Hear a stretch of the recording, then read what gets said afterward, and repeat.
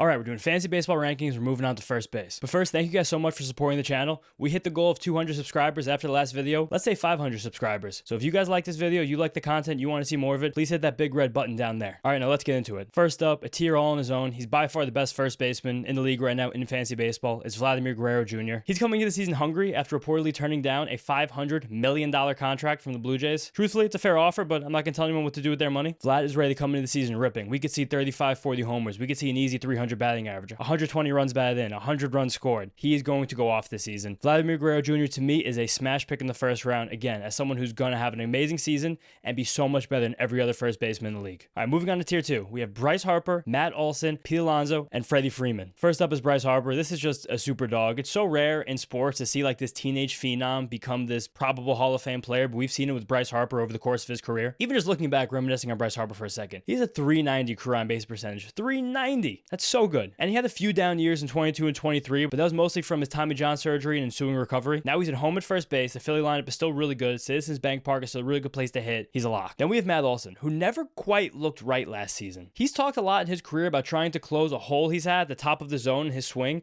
but I think he tried to do that too much last year because then he started getting beat low, and that was always his bread and butter. The up and down season was also probably a really good reminder for us when evaluating Olson that he's just a very, very good baseball player and not the 50-homer MVP candidate he looked like in 2023. He remains a stud and is rock solid in this tier. Then Pete Alonso. You guys see the Mets poster behind me. Pete's going to have a monster year this year. He's supposedly going to be hitting third behind Francisco Lindor and Juan Soto. That to me might be 120, 125, 130 RBIs. Hack Wilson, watch your back. There's definitely a few kind of worrying signs with Pete Alonso in his profile. That's probably why he didn't get the contract he wanted this winter. That's a slightly rising strikeout rate. That's slightly worse quality of contact. That's turning 30 years old. But I think for this year specifically, in his second try of the contract year, he is going to smash. And then lastly, Freddie Freeman. Freddie Freeman to me probably should be the guy at the top of this tier rather than the bottom. But there's been a report this spring training that he's basically going to get what in the NBA is called load management this year. What Dave Roberts says that he's not going to play day games after night games, and he's going to get regular maintenance on his injured ankle. We saw him kind of Kirk Gibson around the World Series last year, barely be able to run, but hit home runs left and right. He's kept doing that in spring training as well, literally jogging the bases with a limp. He's still going to be one of the most productive players in baseball, but he has to get a ding in most fantasy leagues when he's going to be playing something like 125 games rather than 150, possibly even 115 or 110. His workload now is kind of like what you expect from a catcher, only playing 4 to 5 days a week. All right, now moving on to a massive tier drop off here between Freddie Freeman and the next guy who has his own tier.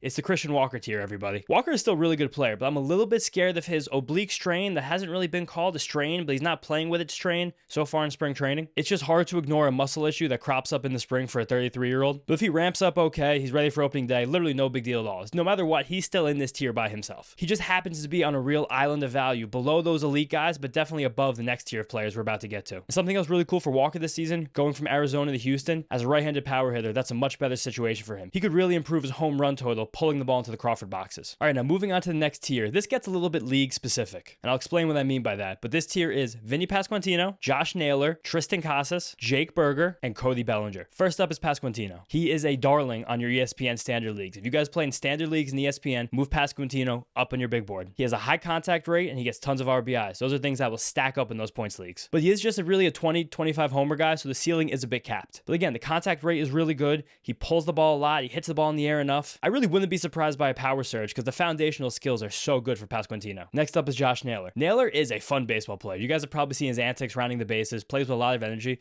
and he's really, really good at identifying good pitches to hit. He will not let a good juicy pitch in the heart of the zone go by without a hack. And then when he takes those hacks, he does a lot of damage. But this approach makes him a little bit chase happy. It's not really hurt him tremendously yet, but what that means is that he goes into massive hot and cold streaks. So if you have Naylor on your team and you spend a decently high draft pick on him, get ready for a cold streak that might make you want to drop him. I would hold on to him. The Arizona lineup is good, like sneaky, really, really good, like sneakily scored the most runs in baseball last year, good. Trust Naylor. He's going to be a cog in the middle of that order and produce a ton of runs. Moving on, we got Tristan Casas. First of all, with Casas, the power is obscene. Like if there's a year in his career where he hits 40, 45 home runs, I wouldn't really be shocked. I just don't exactly know when that year is coming. He gets a huge bump in OBP leagues because he takes a lot of pitches and will always draw his walks, but that puts him down a spot in any batting average rotisserie league or most of your points leagues. That value hits. It's just a low contact rate and it's a very passive approach, like I said. Like I don't know why he doesn't swing a little bit more. When he swings, good things happen. He should be swinging. He's also coming off a super crazy, scary injury where last year he had a stress fracture in his rib cage literally because he swung so hard. Nuts. Truthfully, he is only in this tier because of how valuable he is in the OBP leagues and where his power potential lies. Otherwise though, I would probably take every single guy in this tier over him in a points league and some guys in the next tier. Moving on, we got got Jake Berger, traded from the Marlins to the Rangers. Worst lineup to best lineup in baseball. Bang, just like that. Everyday player with big power potential in a great lineup. That's a smash. Some issues with his contact rate, but there's a guy with tremendous power who could put up a ton of counting stats this year. Lastly is Cody Bellinger. Now, Cody Bellinger, I'm not joking with you guys, was tailor-made for Yankee Stadium. At least this version of Cody Bellinger. In the last few years, to resurrect his career, he sacrificed a good bit of power for more contact, and with that, his home runs have gone down, his strikeouts have gone down, his batting average has gone up. And really, that has saved his career. But despite these adjustments, he still pulls his fly balls at a very, very high rate. That allows him to maximize the power that he does still have. Yankee Stadium is a great place for a lefty to pull a bunch of fly balls with that short porch in right field. Bellinger could have kind of a magical season right now. I don't know what this means for Cody Bellinger's future, but he could be a monster in the middle of the Yankee lineup. He's also extra valuable in rotisserie leagues because as a first baseman who will steal some bases, he's kind of a unicorn at that position. So he can allow you to kind of get ahead on your roster in different stat sets where other teams will not be able to get that advantage. And now moving on to the next tier, this is where you get your fringy starters in your 12-team leagues. And we have Spencer Steer, Yandy Diaz, Luis Arias, Michael Toglia, and Paul Goldschmidt. First is Steer. Steer really deserves to be in the tier above this, but he's not healthy right now with a shoulder injury that's kept him out of the spring and reportedly could keep him out from opening day, so he kind of has to get taken down a notch. But he was really good last season with 20 homers and 25 stolen bases. But his average did drop a lot, and I think that's because from the year before 23 to 24, he had a situation where he was getting very lucky in 23 and then very unlucky in 24. So then it looks like his average dropped a lot, but I don't think his true talent or true value really changed that much. It's probably just somewhere in the middle of those 2 years. It also helps him a lot that Great American Ballpark in Cincinnati is his home park. It goes to show how important a home field is for these guys with fringy power. Like last season, if Spencer Steer played all of his games in either Detroit, Baltimore, Kansas City, or Pittsburgh,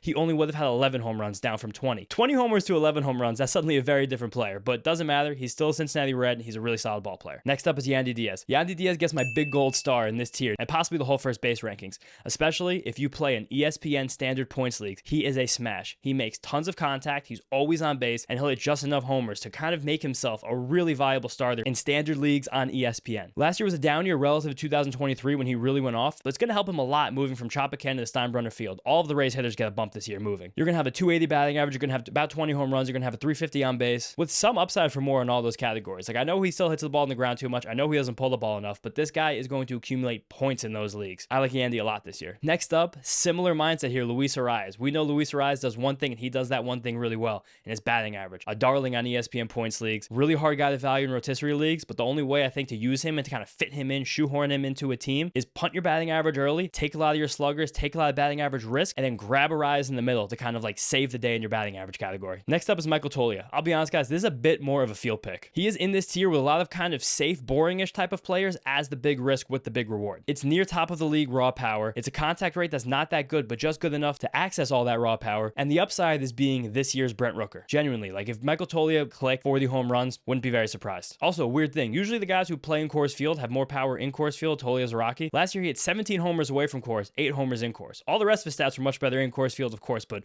weird thing with Toglia. Now the last guy in this tier, Paul Goldschmidt. It all fell apart for Goldschmidt last year. He set career lows in batting average, on-base percentage, slugging percentage, home runs per plate appearance, strikeout rate, and walk rate. And more worrisome than anything else, he saw the most pitches in his career in the strike zone. That means pitchers were not afraid to throw Paul Goldschmidt strikes. The one cause for optimism, though, is that he did have a lot of good underlying power metrics still. So maybe he gets invigorated playing in this Yankees team, playing in a smaller ballpark, possibly an independent race. I don't know. No matter what, he's going to be starting in a pretty good lineup, so he at least is some kind of accumulator, compiler type of guy. I know, closing out with the last tier, these are just guys I want to mention. I'm going to run through them quickly because each of them have something at least mildly interesting about them and should be on your radar for these reasons. First up is Jake Cronenworth. Solid, boring, everyday player, valuable with his contact rate in ESPN leagues. Next is Jonathan Aranda, prospect on the Rays, who looks like he's finally going to get a full-time shot this year. Quality of contact is really good. Still trying to figure out swing decisions, when to take his hacks, when to lay off. Think there's some potential here because he does hit the ball well. Then we have Andrew Vaughn. I don't know if he's going to reach the ceiling we thought he was as a high draft pick and major prospect, but he's a 20 home run compiler with a 250 average. Then Ryan Mountcastle on the Orioles. I'm really hoping the fences moving in left field can help him access his power, but he's still just not going to be a full-time player, and that gives him a big hit, especially in weekly leagues. Then Nathaniel Lowe, another very boring compiler. Playing every day, solid player, just not exciting. Then Nolan Shanuel, who's the one guy in this list I really want to shout out. I am targeting him because he does a lot of things well. He is so good at making contact that if he's ever able to figure out how to either lift the ball or hit it hard, possibly both of those things, he could become really, really, really good. This isn't something that's going to be very exciting for most players, but he hit the ball 104 miles an hour this spring training. That would have been the third hardest ball he hit all of last year. So interesting to see that he's hitting the ball at least a little bit harder in spring training right now. Another thing to remember about Shanuel is he played an entire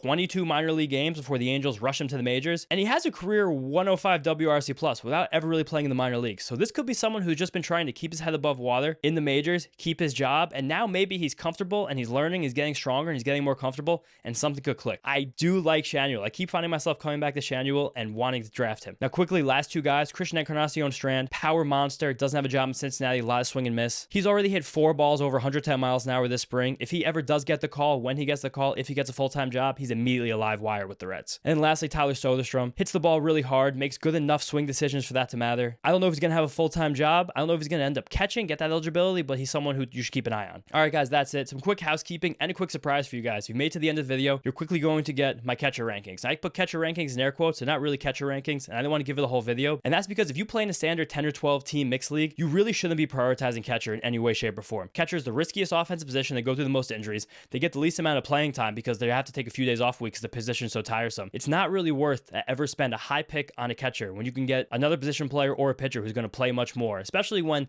there's probably like 10, 12, even maybe 15 if you squint, decent catches for fantasy baseball right now. Jumping on those guys in the middle is not worth it. Just be one of the last teams in your league to take a catcher and wait till the end. The only caveat being if you can get one of the Contreras brothers, because those two are unicorns. First, William, because William just hits the ball harder than almost anybody in the league, and when he's not catching, he's often DHing for the Brewers. Last year he got almost 700 plate appearances. That makes him a unicorn at catcher. And then Wilson. Wilson is a cheat code this year in fantasy baseball because he's eligible at catcher, but he will be the Cardinals' full-time first baseman. Target Wilson Contreras in the middle rounds. He is the only catcher to target in the middle rounds, and take William early if he falls a little bit past his ADP. Otherwise, wait and take one of the last catchers in your draft. But all right, guys, thank you so much for watching this video. Again, if you guys like what you're watching, please click like, please subscribe to the channel. We're growing here. Again, the goal is 500 subscribers by the end of this week, and we're going to be having pitching stuff. We're going to do outfielder rankings. We're going to be doing sleepers. I'm going to do a live draft. Every decision I'm making, everything I'm looking at when I go through a draft. So lots of fun things coming, but thank you guys so much for supporting, and I'll see you next time.